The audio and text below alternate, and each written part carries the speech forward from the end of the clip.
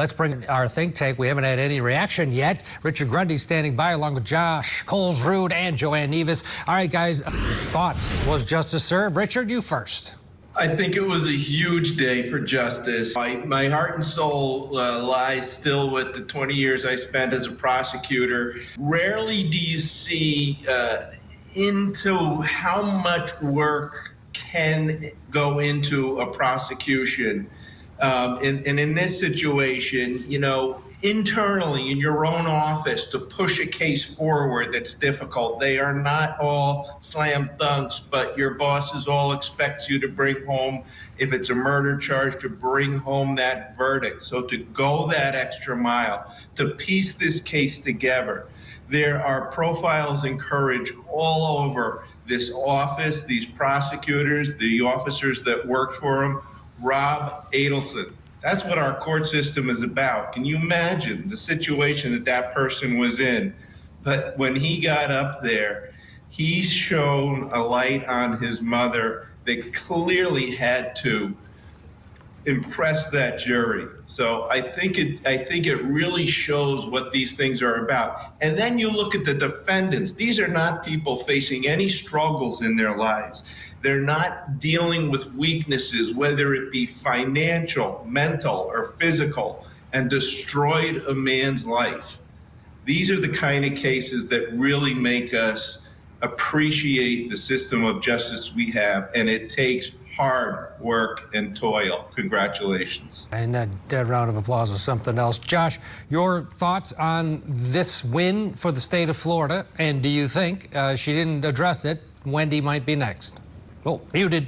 Josh is muted there. He can't hear us. While Josh unmutes, Jo-Anna, your thoughts? Hey, Ted, I think justice was definitely served here. I went to Florida State. Actually, Donna Markel was my law professor. And so I've been sitting on the edge of my seat, waiting to see what happens with each of these convictions over the years. And I think that Georgia did a great job putting the pieces together with this one. It was a tough sell to start with because there wasn't a lot of evidence on the front end of, you know, her interactions and her culpability from direct involvement. But she pieced together a lot of that motive work and her actions, her consciousness of guilt afterwards, and painted that story for the jury that the defense just couldn't create the doubt with this, you know, trying to sell that she's this sweet grandma that loves her her grandchildren. 75 years old, used to be a teacher, but at the end of the day, she was contrived. She scripted things. She designed motions. She had a lot of control.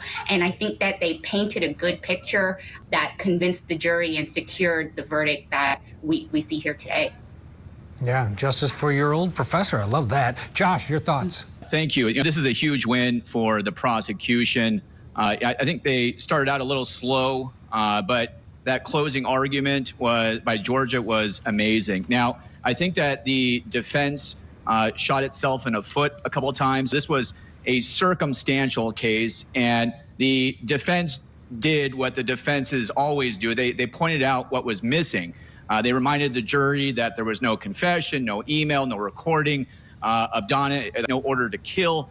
But what they didn't do was they didn't humanize Donna. They didn't remind the jury that she is a 75-year-old woman. And people love stories. And when you only point out what is missing, there's a vacuum. And when there's a vacuum, that's not good, because you need to be able to show the jury a compelling story about why you're right. And I just didn't see that the defense really did that in this case. Now, they didn't need to put on Donna as a witness, but they certainly needed to bring on witnesses to explain away the checks, and the phone call. And try to humanize her, you're right. And they attempted with a couple witnesses, it just didn't hit. We need to get a break. When we come back, we're gonna reveal something else you need to know. Plus, our coverage continues. Donna Adelson, guilty on all counts. Stay with us. Good evening and welcome to a special edition of Closing Arguments. I'm Ted Rollins, in tonight for Vinnie Politan. And if you haven't seen the breaking news, we're gonna fill you in. Donna Adelson, this evening, the jury took a little while to get to a verdict, but they found her guilty on all counts. They were in the courtroom past 7 o'clock at night. almost 8 o'clock when the verdict came in. If you missed it, it's something else. You've got to hear, but also see the reaction of the defendant as Judge Everett read the guilty verdicts. The jury find as follows as to count 1 of the indictment, first-degree murder. The defendant is guilty of first-degree murder. Mrs. Adelson, control yourself. Count 2. We, the jury, find as follows as to count 2 of the indictment. Conspiracy to commit first-degree murder. The defendant is guilty of conspiracy to commit first-degree murder. Count 3. The jury find as follows as to count 3 of the indictment. Solicitation to commit first-degree murder. The defendant is guilty of solicitation to commit first-degree murder. And it is signed and dated by the foreperson. Donna sending that message loud and clear. I didn't do this. And I think maybe a little part of her thinks that maybe, just maybe, this is all going to get cleared up someday. It isn't. She is going to spend the rest of her life in prison. She'll be sentenced officially October 14th. They pushed it back to do a pre-sentencing report. Let's head out to Tallahassee and get some reaction to this monumental day in this prosecution. Julia Janae, Court TV anchor, is outside of the courthouse right now. And Julia, let's start with the verdict. Your reaction, what did you see, hear, and feel in the courtroom? It was dramatic enough on television. I can only imagine what it was like inside the courtroom.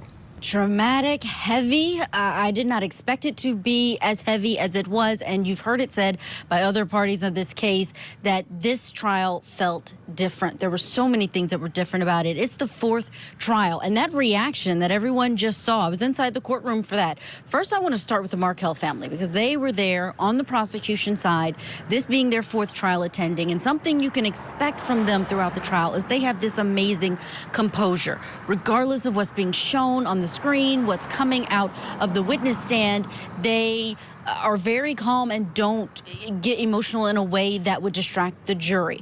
Donna Adelson, on the other hand, we expected was going to have some outbursts throughout this trial because she was that way during pre-trial. She talked over her attorney, sometimes spoke up when she wasn't supposed to. But I have commented that throughout this trial, she has been very much following the decorum of the courthouse. That changed in the moment that she heard the word guilty of first-degree murder. It's like she could not hold it in anymore. Everything that she wanted to do throughout this trial, she was yelling, she was shaking visibly throughout. I mean, she really didn't stop shaking. And I even thought I heard her say, "I'm innocent," while she was reacting to what the jury said. They kept their faces pretty stone-faced, though upbeat, when the foreperson said, "We have reached a verdict," and they were quickly ushered out, knowing that this was because the defendant was reacting in that way. So it was quite a moment. It was very heavy, and it felt more personal to all of the people involved, including the prosecutor. I wanted to play a clip because I know you watched most of the interview, the press conference that Georgia Cappleman did at the end of all of this, and there was a final question that I want you to listen to that she answered having to do with more victims in this case. Georgia, it felt like this trial, you did mention Wendy's name more. Was that just because of who the defendant was, or is there a strategy behind more evidence against Wendy coming out? I think it was because of who the defendant was and how important the motive was to establish, which largely arose from the communications between Donna and Wendy. So yeah, Wendy ended up more in the mix. You say a little bit about the boys. I could feel the emotion. It seemed like it really resonated with the jury when you talked about. Oh gosh, yeah. Yeah, there's no justice for them, and I haven't done them any favors today, and I lose sleep over that fact. It's tough. I know that, yeah, the family's just been totally destroyed, and I hate that, you know, and sometimes it feels a little bit like being a part of it, you know.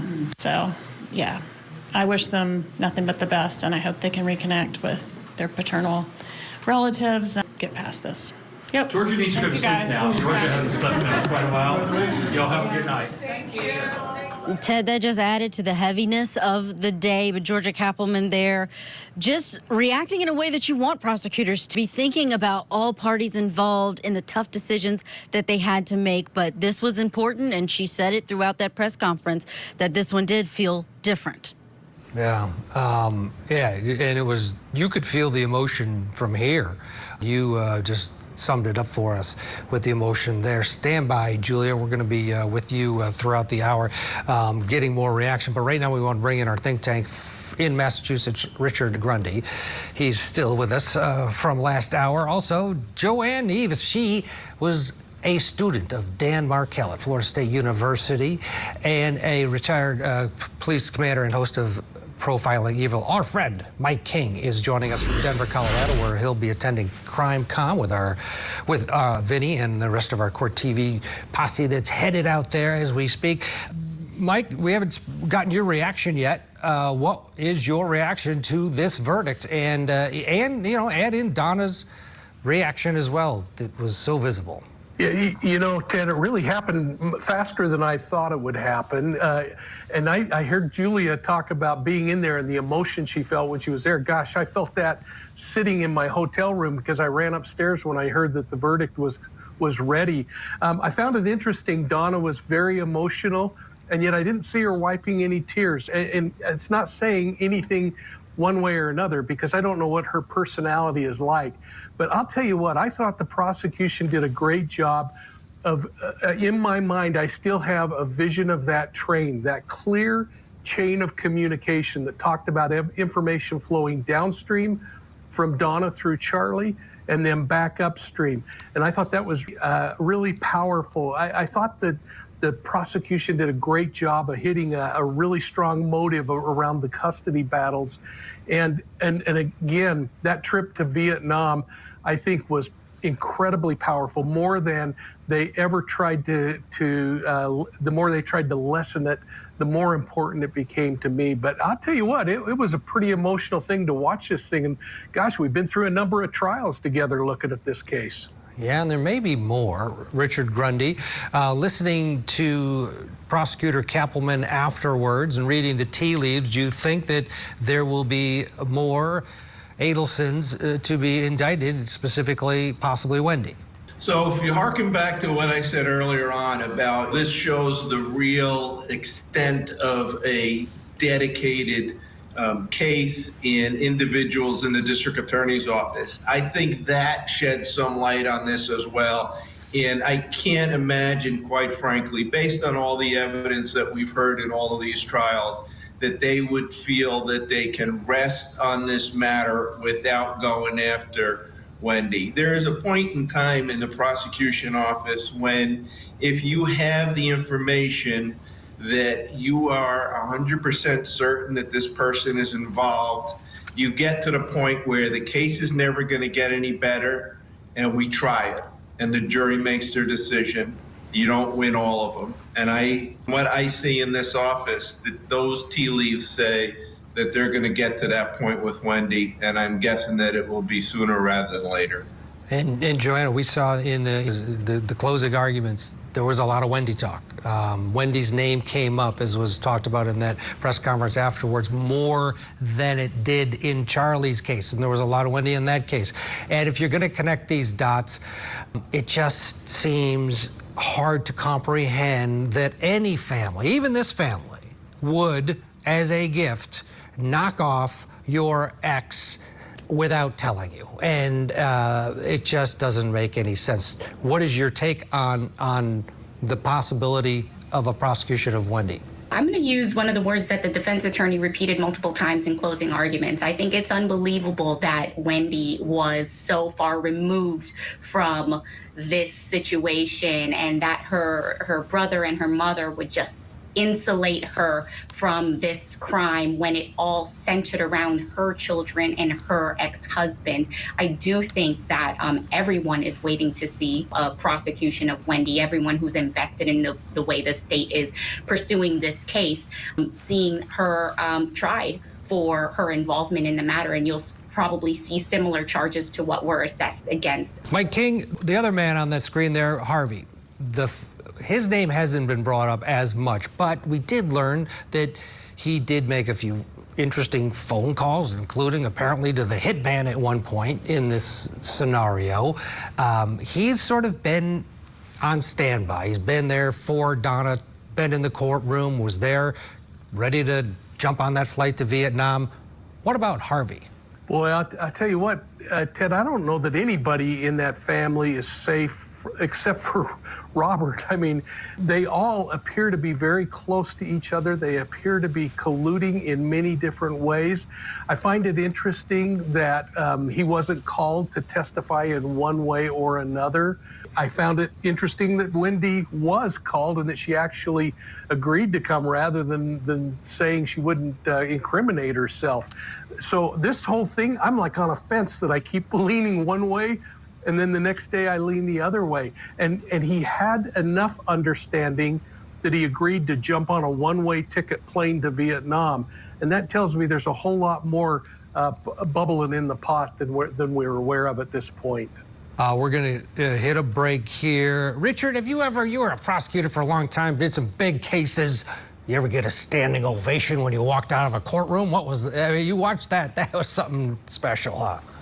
You know what? I'm not as pretty as Georgia Cappleman, but I thought I was a pretty good prosecutor, and I got something along those lines a couple of times. Yeah, and I'm sure it was well deserved. But that was a unique moment. We see it every now and then on court TV where the investment and the appreciation for, as you pointed out, this is hard work. In a case like this with so many tentacles, so many people, so much information, it is all-consuming, and she justifiably so received that standing ovation. Let's get a break. When we come back, we'll continue to react to the guilty verdicts against Donna Adelson. She's shocked. How about you? Did you think this was the right verdict? We'll talk about this more. Our Julia Janae is going to be rejoining us as well. Don't go anywhere. Stay with us. This is Closing Arguments. It is a murder of grief, a murder of selfishly prioritizing one's own desires over what is just or right. And at its core, this was a murder of convenience, so that one grandmother could live closer to her grandchildren. She killed their father and ripped the children from the other grandparents' lives. Welcome back to Closing Arguments. I'm Ted Rowlands in for Vinny tonight. You saw Ruth Markel there delivering a victim impact statement, and Donna over at the defense table shaking her head in denial. This isn't me you're talking about, is what Donna wants us to think. But boy, did Ruth Markel hit it out of the park. So did Phil, her husband. Let's bring back Court TV anchor Julia Janae outside the courthouse, was inside the courtroom during all of this. Let's start with those victim impact statements. They were ready to roll, and boy, they delivered both of them. Absolutely, Ted. And that's what was different this trial as well. In Charlie's trial, there was a sentencing hearing that happened later, and the victim impact statements had to be done in part. Phil did his remotely, so it was via Zoom. This felt so different inside of that courtroom, hearing Ruth talk about this being done for greed, and Phil talking about all of the children, not just the two grandkids at the center of this, but Catherine McBanawa's children, Sigfredo Garcia's children, Luis Rivera has children. There's so many children who are left without parents because of what he said, Donna's action. To see that dynamic in the room of parents and parents of children. They shared children who were married to each other at one point, and they haven't spoken, no doubt, since. But yet, in this moment, they are able to say something to each other, and Phil saying he wanted at least to ask her, even though in Florida you're not allowed to address the defendant directly. He wanted to know, was it worth it? This case has impacted so many people. That gallery was packed. You heard the applause. That really wasn't from the media. It sounded like it was because of the press conference setting, but it was from all of these supporters, people who support them online, who have YouTube pages that have become dedicated to this case. I met a woman who traveled here from the United Kingdom. She watches court TV there, and she felt it was important to be inside of the courtroom for this case. I mean, it just goes to show how many people have been touched by this case, touched by Dan Markel's story, and have continued through all of these years. And we heard the mention of how the prosecution team has carefully guided this case to this point. There's also the law enforcement agencies that have been involved. I noticed Agent Pat Sanford with the FBI. He has been, of course, on the stand in all of these trials, but he's always in the gallery for the closing arguments. And that was not different today. He was there watching all of this unfold, someone who shepherded this case from before the bump and through the arrest of Donna Adelson inside of that airport. So many layers of people and emotions in inside of that courtroom. Donna Adelson, you mentioned, was distraught, was shaking her head in response to that victim impact statement throughout. I saw her looking back at her husband like, what happened? I can't believe this. I mean, she truly seemed shocked. And we don't usually see that from defendants, especially if their attorneys have told them this is possible, that it's coming. I noticed when Harvey left, he did not want to speak. I did ask him if he wanted to say anything in light of this verdict, but you could see he did have tears in his eyes when he left. So it has been one of those verdicts that just leaves an impact, Ted, no doubt. Absolutely. You talked about the closings. Let's go through those for people that didn't have an opportunity to see them today. Very passionate on both sides. Let's start with the prosecution. Yeah, Georgia Kappelman gave a pretty lengthy closing argument. They both got 2 hours, but hers was 2 hours on the front end. And she spent a lot of time making sure these jurors understood how Donna was at the top of this because she's the only one who stood to really gain. That Wendy had made peace with being in Tallahassee, perhaps. That the hitmen would not have done this because they would not have been paid or been told about Dan Markel. And that even Charlie, the person who was in the middle of all of this and got this done, that even he could not have been the mastermind. Take a listen. When Charlie asked Donna on State's 99 Call A, does it involve me or other people? Well, probably both of us. That is direct evidence. If anyone in that jury room wants to acquit her, make them tell you how that is not a confession. Ted, that was a different piece of sound than I was expecting, but that was an important one, too. The other one was Charlie being shown as someone who was a playboy, not someone who was interested in his sister's love life or the custody battle, that he would not have done it if the woman in his life, which was his mother, had not have insisted to help her with this problem. Now, what you just heard was something that Prosecutor Kappelman called direct evidence. The defense kept saying this is a circumstantial case, but Georgia Kappelman said, I know you all like direct evidence. This is a confession because after that bump, this is the recorded call of Donna Adelson saying this probably involves the two of us. So she said that's really all you need in this case to know that she was absolutely involved. And the defense leaned into the lack of evidence linking Donna with anything prior to the murder. Before Dan Markel's dead, they leaned into the lack of direct evidence. There's nothing here that points to her as being this mastermind. But at the end of the day, that fell short. It did fall short. The defense gave a rousing closing argument. It was one that was full of a lot of passion. Jackie Fulford had the tenor that really kept the jurors' interest, I think, in terms of just she was loud enough and passionate enough to where they weren't falling asleep even though it was after lunch. But I did notice that she spent a lot of time not only accepting that, yes, there may be some motive evidence, there may be ugly names, but that is not enough to equal murder. She kept hammering that point over and over, focusing on what happened before, not really focusing as much on what happened in the middle and what happened after the murder. Take a listen. She said some ugly things, and she meddles in her children's lives, meddles in their lives, gets involved in their divorce. She's a parent. She's just being a parent, not a killer. She's a meddler, not a murderer. They haven't proven that to you. Now, I saw a lot of care between this legal team and their client's husband, often comforting Donna Adelson when she needed it, trying to keep her calm when the judge said, you're going to be held in contempt if you can't keep it together. Even during the time that we were waiting for the jury to deliberate, I noticed Jackie Fulford walking slowly with Harvey down the halls, just talking, perhaps encouraging him during this period. But you could tell that this hurt for them to see that verdict and their client to be taken away and put in handcuffs, but that is the outcome. That is the decision of the jury, and we'll have that final sentencing. But in Florida, for first-degree murder, which he's convicted of, that top count, the sentence is life without parole. There's no getting around that. Yeah, so she will spend the rest of her life in prison. Judge alluded to that. Before I let you go quickly, for folks that didn't see it, the big question is, what about Wendy, maybe even Harvey? What's your take of the tea leaves reading after talking to Georgia Kappelman? She was a bit coy, but definitely didn't go one way or another on the record. She didn't say no. She didn't say no, Ted. And she didn't want to answer that question, which is not surprising. She didn't want to answer that question 2 years ago after Charlie's trial. She chastised us as the media last year because before we even said good job on the verdict or how does it feel to get a conviction against Charlie, everyone was already asking, what about Donna? So we held back this time around to ask her the questions, but she repeatedly said she did not want to talk about Wendy. But I did ask her whether or not she felt she used more evidence about Wendy in this trial, and she agreed that that was the case. So we don't know for sure, but from watching all of these trials, being in the courtroom for 2 of them now, it does seem like a pattern. During Charlie's trial, we heard more about Donna, and then Donna was arrested.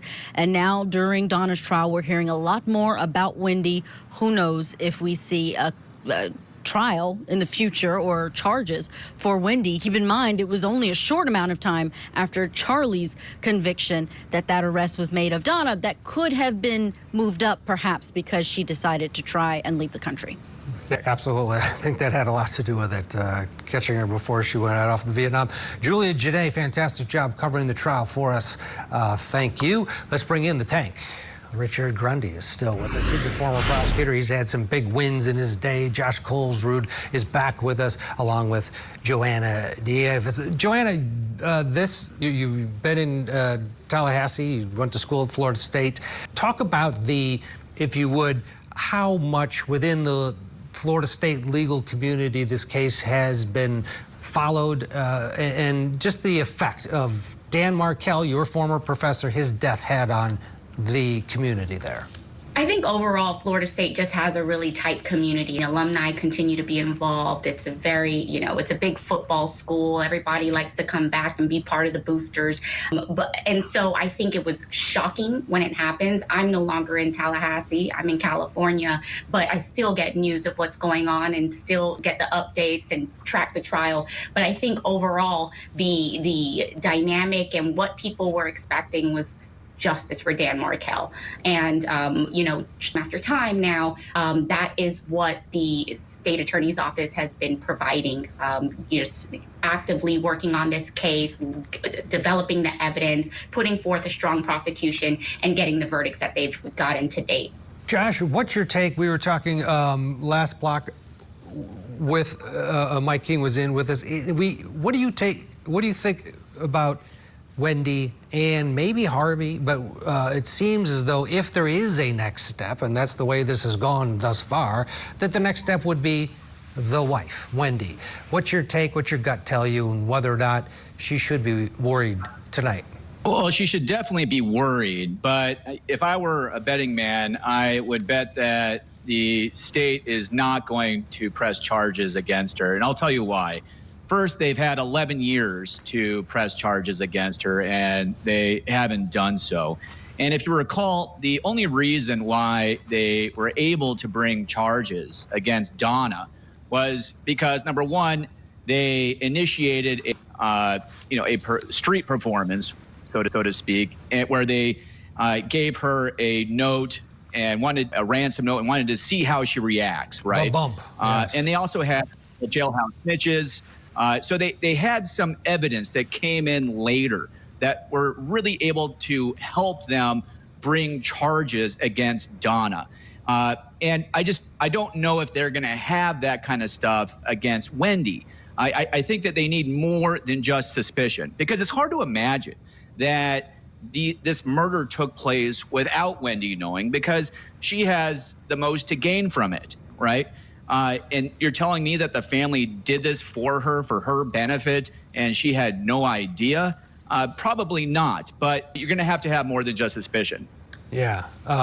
Richard, what was the biggest bit of evidence here? You've got the bump, Donna's reaction to the bump, the phone calls to Charlie. You have the flight to Vietnam. You also had the other son, Rob, come into the courtroom and talk about mom and how she said, don't talk to the FBI. Before you answer, let's listen to him on the stand, basically saying, Mom told me don't talk to the cops. After that conversation with, you said it was the FBI earlier, right? Yes. Okay. After that conversation with the FBI, Did Donna Adelson ever say anything to you about having talked to law enforcement or the FBI? It was either that afternoon or the next day, but, you know, and she called me and said, just want to let you know, if the police come around, you know, don't talk to them.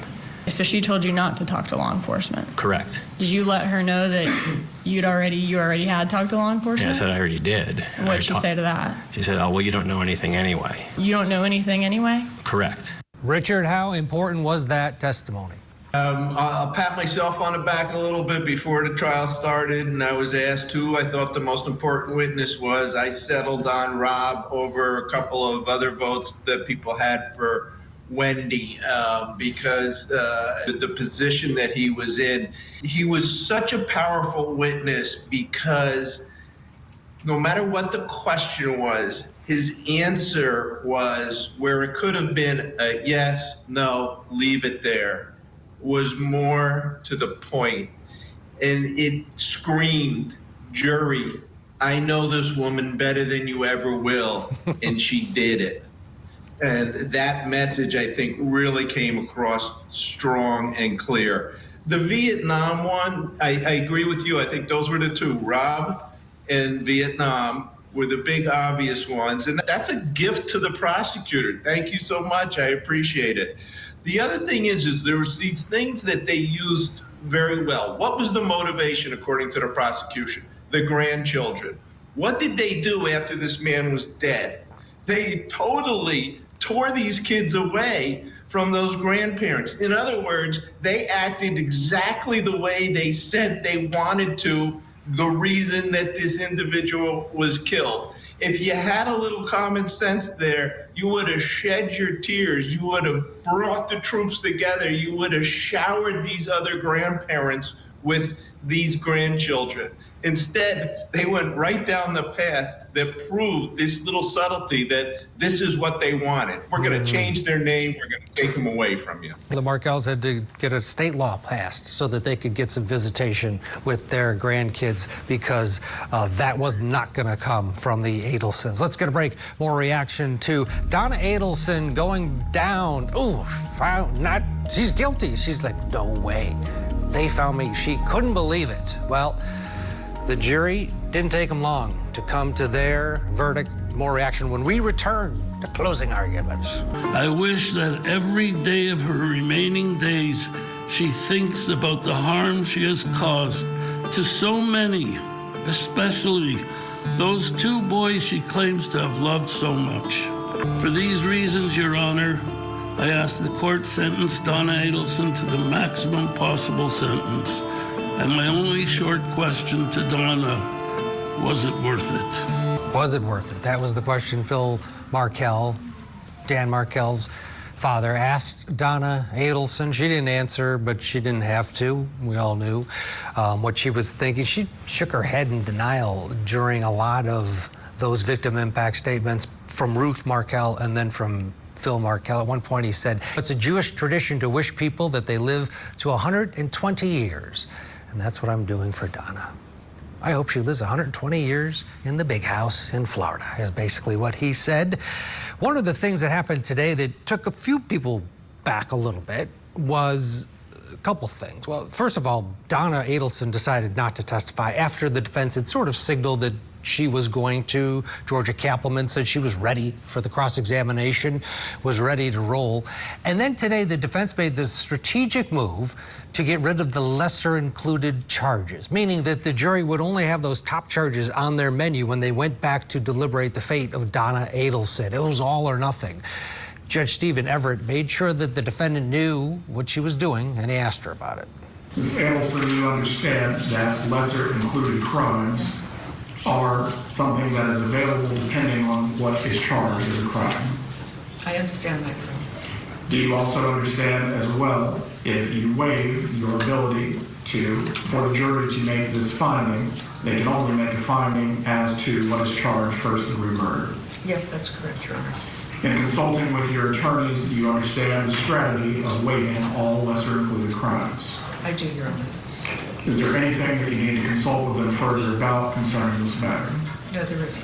You may be seated. As to the jury instructions, I will remove second-degree murder and manslaughter as options. All right, let's bring back Josh Colesrud, Jo-Anna Nieves, and joining our discussion, criminal defense attorney, former district attorney Matthew Mangino. He's in Pennsylvania this evening. One eye, I'm sure, on the Eagles, another on Donna Adelson.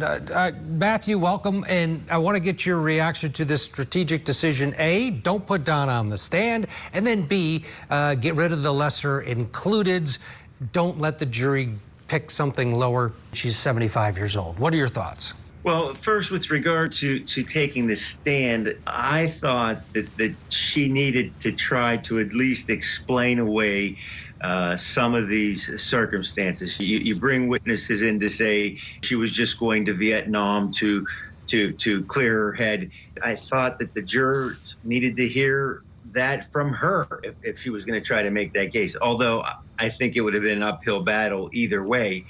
With regard to their strategy to get rid of the lesser included offenses, I think they must have been thinking that, hey, if we leave this jury with only first-degree murder, maybe the prosecution didn't convince everyone on this jury that she's responsible for first-degree murder. We don't want there to be a compromise verdict where she gets something less. I think they might have to be sitting back thinking, was that the best strategy?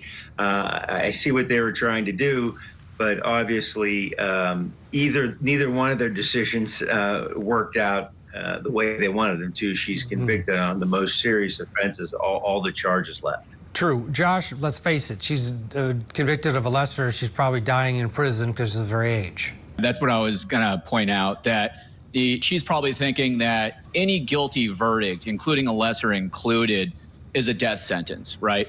So for her, it was all or nothing. You either find me guilty or don't find me guilty. I don't want the jury to split the baby here. Frankly, I probably would have done the same thing after talking to her if I was 75 years old. So her not taking the witness stand, I agree with my colleague that the defense needed to be a little bit more aggressive with their story. In fact, they needed to have a story. And the only way that they could give an alternate explanation, absent witnesses, is to have her take the witness stand. And in a case that's built almost entirely on circumstantial evidence, where all the insinuations were given in favor of the prosecution, you have to have a story from the defense that makes sense, not just poking holes in what the state is saying, but humanizing, like we said last hour, humanizing the defendant, which they didn't do in this case. No, Jo-Anna, putting her on might have been the opposite, but it was Hail Mary time in a lot of people's minds. They just didn't want to risk it. Yeah, I think that many people expected her to testify. Georgia indicated that she was prepared with all the questions for cross-examination, and it may have seemed intimidating, but when we hear that the defense refers to her as a grandmother who just loved her kids and meddled in the lives of her children, and she's just a parent that does this, and she was a teacher, and you hear all of this background, we still want to hear from her, even though, of course, she's not required to testify. I think that if anything was going to have an impact on the jury about this defendant and who she was as a person, that putting her on the stand may have actually softened it up a bit, rather than the story that was painted of her being this contrived person that maliciously did these things to control the outcomes of everybody's lives at this point. Yeah, nobody felt sorry for her because the deliberation time just wasn't very long. And at the end of the day, nobody on that jury, not one of the 12, thought, no, I can't do this for this poor old woman. They just didn't get that, and it didn't come through during the trial. Let's get a break. When we come back, more of our reaction to Donna Adelson's guilty verdicts. All three guilty on all counts. Our continuing coverage on closing arguments continues right after this. The jury find as follows as to count one of the indictment, first-degree murder. The defendant is guilty of first-degree murder. Mrs. Adelson, control yourself. Count two. The jury find as follows as to count two of the indictment. Conspiracy to commit first-degree murder. The defendant is guilty of conspiracy to commit first-degree murder. Count 3. The jury find as follows as the count 3 of the indictment: solicitation to commit first-degree murder. The defendant is guilty of solicitation to commit first-degree murder. And it is signed and dated by the foreperson. Judge Everett, in his unique style, delivering the verdicts to Donna Adelson. She thought there was a pretty good chance she was going home tonight, and she's going to be going to her new home in the Florida prison system for the rest of her life. Let's bring back our think tank as we continue to absorb the guilty verdicts of Donna Adelson, Josh Colesrud, Jo-Anna Nieves, and Matthew Mangino. Matthew, what's your take on Wendy? Is she next? And you, with your prosecutor hat, it's not like they don't know the case. This has been years and years. It's been 11 years. They know exactly what they have against Wendy, what they don't.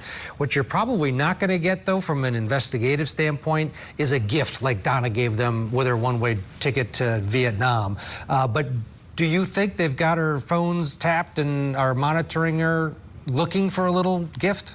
Well, Ted, it would shock me that the person who was the point of all this, who was the point of this tragic murder, her and her children, and her brother would be involved in it, her mother would be involved in it, these 3 other people ultimately convicted for their part in it, and they would all do this, or at least mom and brother do this without including her, without her involvement in any way. That really kind of stretches the realm of reality, that they're going to go to bat for her, and now they're going to take this life in prison rap as a result of it. You know, I don't know. I mean, prosecutors, I think they jumped on Donna because she was about to leave the country. They may have other angles that they were still pursuing at the time, but they had to take action with her because she was leaving the country. I don't know, frankly, what the future holds for Wendy here, and if there's going to be further investigation or possibly a prosecution. Or even Harvey. Jo-Anna, your thoughts? I'm the one that thinks that they were knocking dominoes down one by one, and that Wendy is not off the hook. I understand that there may be some difficulty with establishing maybe some more direct evidence as it comes to her, but they've got loads and loads of digital evidence, emails, the same type underlying motive as it related to Donna's basis for the conspiracy and solicitation. I think that if anybody's going to be pursued after this trial, it will be Wendy. Josh, you said you don't think Wendy's going down here. You don't think they're going to pull the trigger. And is it because you don't think they can win? And does that really matter if they really think she's involved? Sure. So I was a prosecutor for almost 15 years, and we would never bring a case unless we felt like there was a reasonable likelihood of conviction. And the state is the only one that can answer that question. Now, one of the things that is a little different about all of these cases is that they weren't tried together jointly. They were tried separately. If they had a case against Wendy, why not bring it at the same time they prosecute Donna? Because it's sometimes easier to convict 2 defendants because there's an idea of guilt by association almost when you have all this circumstantial evidence against Donna. And it's not a giant leap to then impute that against Wendy. So why wait? Nothing else has changed over the last 11 years. So, what's happening? So that's why I feel like if they were going to bring charges, they would have done so already. Either lopped her in or maybe picked her off earlier on. Yeah, we'll see. We don't know. That's the big question tonight. The one question we do know is what's going to happen to Donna. She's going to spend the rest of her life in prison. Our thanks to the tank. Thanks for watching this special edition of Closing Arguments. Don't forget to like and share this video, and for more legal insights, keep watching and subscribe to our channel.